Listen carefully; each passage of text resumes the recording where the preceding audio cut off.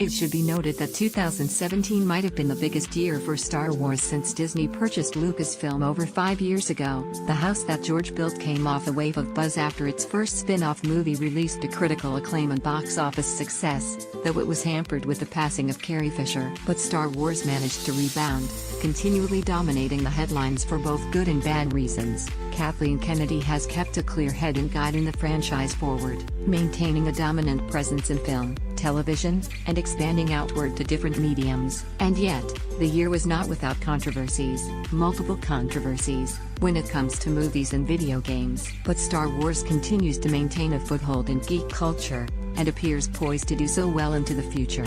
Here are the 10 best Star Wars stories of 2017. Slide 1/10. Lucasfilm will not digitally recreate Carrie Fisher as Princess or General Leia. Lucasfilm has a history of not responding to rumors in any way, but when a BBC report claimed they were in conversation with the Carrie Fisher estate and that it would lead to anything similar to Peter Cushing's likeness being used in Rogue One, a Star Wars story, the company decided to break its rule and affirm to fans, Carrie Fisher's legacy is protected, and Leia will not be digitally recreated in Star Wars Episode 9 or any time in the foreseeable future. The statement reads, "We don't normally respond to fan or press speculation, but there is a rumor circulating that we would like to address. We want to assure our fans that Lucasfilm has no plans to digitally recreate Carrie Fisher's performance as Princess or General Leia Organa.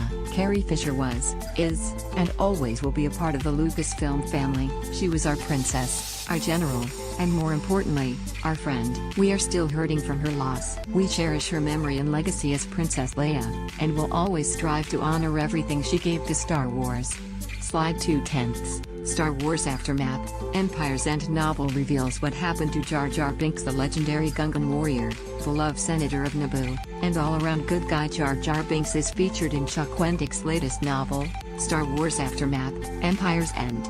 But things haven't gone too well for Jar Jar ever since we last saw him initiating the decay of democracy when he pushed forth the vote to give Chancellor Palpatine emergency powers over the Republic. The series of Aftermath books take place between the end of Return of the Jedi and the beginning of The Force Awakens, explaining many of the changes in the timeline that occur when the latest film begins. In the book, a refugee character named Mappo is on the streets of Naboo when he witnesses the Gungan performing at the street clown, entertaining the onlooking children while the adults pass by. He introduces himself to Mappo and tells him that people don't like him because he helped the Empire take control. Poor Jar Jar has since fallen on hard times and has had to become a literal clown to make ends meet. Slide 3/10. Small theaters refuse to play Star Wars The Last Jedi. Apparently, Disney's conditions for theaters screening Star Wars The Last Jedi include unprecedented demands. According to a new report from the Wall Street Journal, Disney is requiring 65% of the revenue from ticket sales from theaters, up from 64% for Star Wars The Force Awakens and Rogue One, a Star Wars story. They're also requiring theaters play the film in their largest auditorium for at least 4 weeks, while other Disney movies are typically in that space for 2 weeks. But if a theater were to break any part of the agreement, that increase would jump 5 points to a whopping 70%. That means if a theater agrees to air the film on 8 screens for the first 4 weeks, but drops one of them before that time because the tickets aren't selling enough to justify it, they will be penalized. Slide 4/10.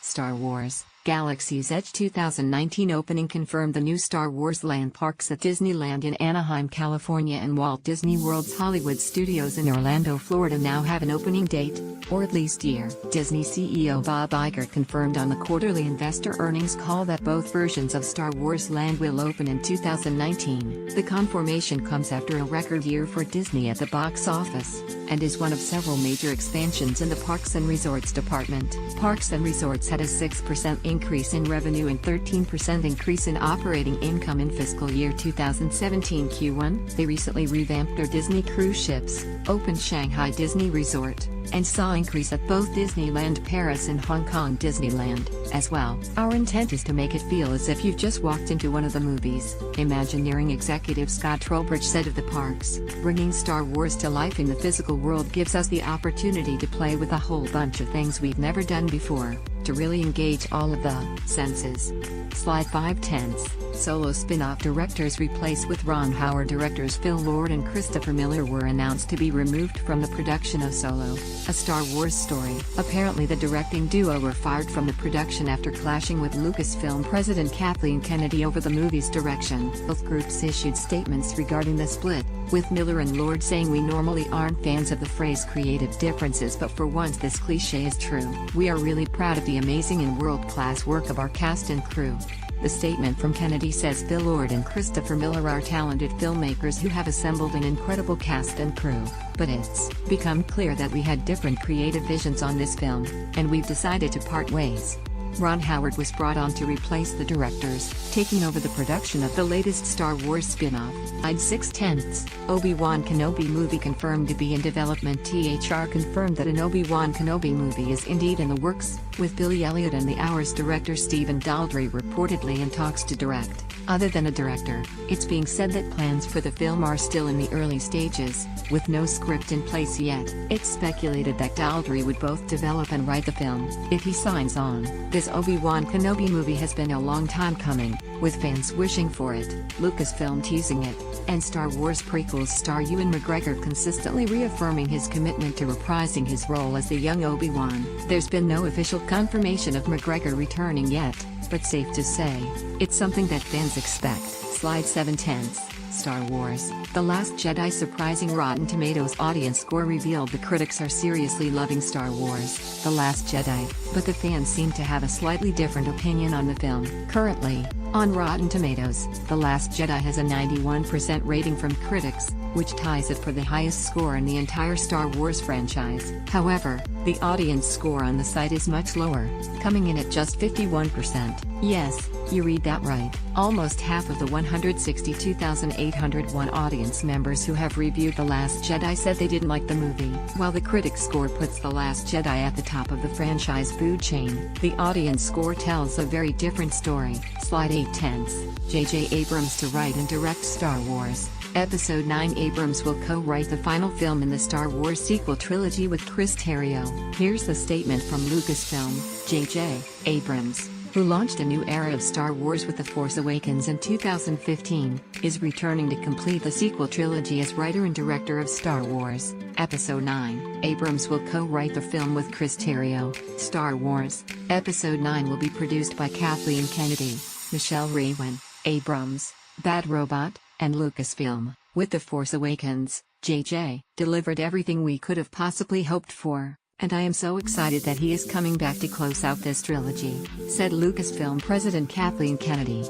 Jurassic World director Colin Trevorrow was originally hired to direct Star Wars Episode 9 but was removed from the project reportedly due to clashes with Lucasfilm over script rewrites. Slide 9/10. Disney announces new Star Wars trilogy. Disney has just announced Rian Johnson is developing a brand new Star Wars trilogy with Lucasfilm. Johnson will work on the new trilogy with longtime collaborator Ram Bergman. Johnson is set to write and direct the first episode of the upcoming Star Wars installment. "We all loved working with Rian on The Last Jedi," said Kathleen Kennedy, president of Lucasfilm. "He's a creative force, and watching him craft The Last Jedi from start to finish was one of the great joys of my career. Rian will do amazing things with a blank canvas of this new trilogy. We had the time of our lives collaborating with Lucasfilm and Disney on The Last Jedi," Johnson and Bergman said in a joint statement. "Star Wars is the greatest modern mythology and we feel very lucky to have contributed to it. We can't wait to continue with this new series of films." Slide 10/10. Luke Skywalker dies in Star Wars The Last Jedi. Drawn out by Rey in the efforts of the Resistance, led by his Force-sensitive twin, Leia, Luke appears on Crait to help an outmanned and outgunned Resistance. The Jedi Master appears to his old apprentice one final time by way of Force trickery, revealing that he hasn't left H2. It was all a ploy to aid the Resistance in their escape, with Kylo thwarted. For now, a satisfied and exhausted Luke ends his astral projection. Luke dies on a rock on H2, overlooking double suns on the horizon. The once Jedi Master fades away, leaving just a robe behind. One last look and Luke Skywalker is gone in a blink. Like Obi-Wan and Yoda before him, Luke is dead in body only. He has become something more, one with the Force. What were your favorite Star Wars moments in 2017? Let us know on social